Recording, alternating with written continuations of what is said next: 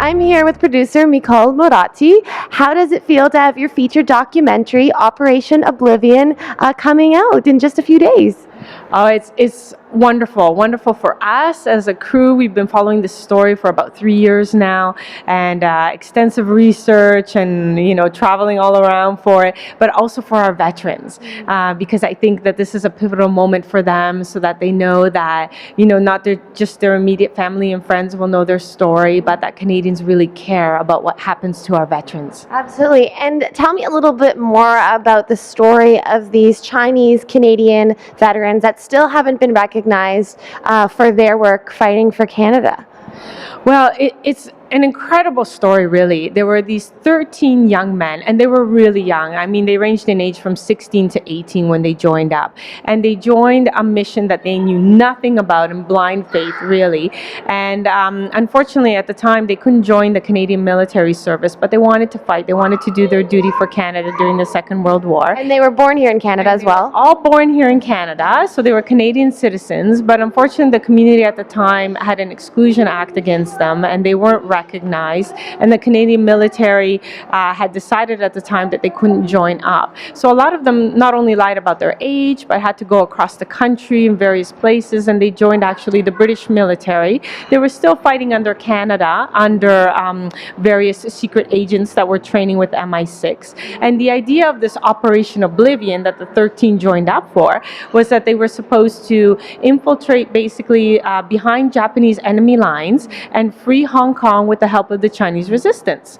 And so the brilliant plan of the military was they can't just send, white guys in because they wouldn't blend in, of course. So they picked a friendly allied country, and these men were like cooks, they were grocery store clerks, they were just ordinary Canadians that had to be actually trained in Chinese, is the irony, because of course none of them spoke Chinese. Yeah. And they Classic Canadian. Yeah, absolutely, right? So, and even learn how to swim at the time because they couldn't swim in public pools. And so, that was a big deal for them, and they were just supposed to parachute in there. So these guys really had a sense of adventure, but a great sense of patriotism too for this country. Definitely putting their lives on the line. Absolutely. And for their story, though, what became apparently difficult in the very at the dead set on of our filming was that these vets, of course, were trained to be covert agents. And so speaking to them and extracting information was impossible. And also because they didn't fight really for the Canadians, all of the records were at the British military.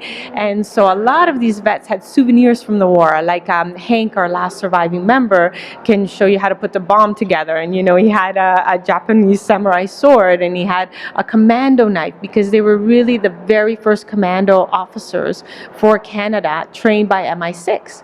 So it was quite a feat for us to try to unravel their story. So the thing that we came up with, we were very fortunate that Hank smuggled a camera in his covert training that he did in BC, and he also did in Australia and in New Guinea with the Americans as well in the later years.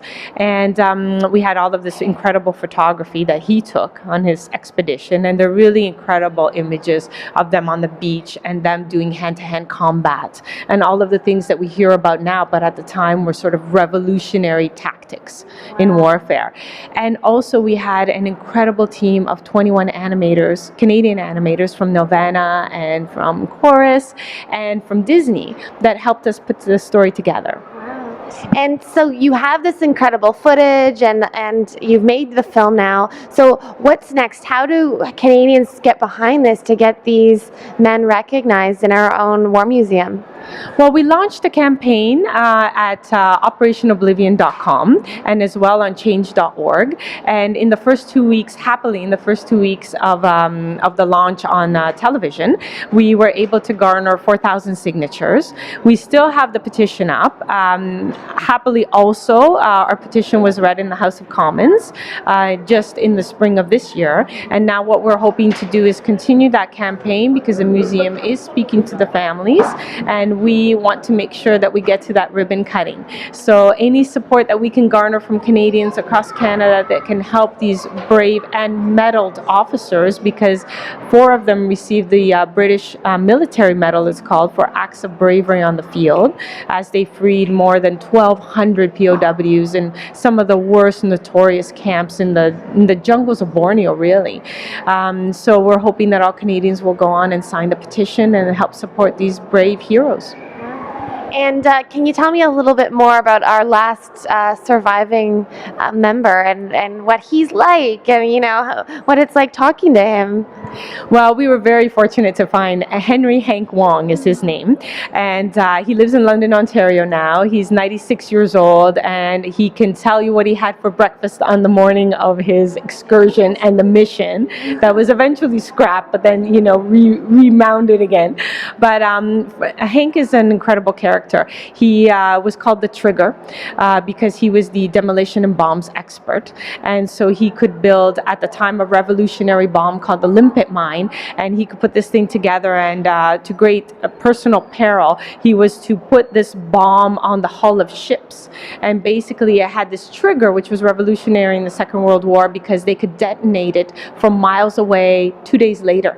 And so he's your man, and you know, even his son, while we were making the film, did not know the extent of sort of his prowess. But my favorite story about Hank is when he relocated just recently to a retirement home.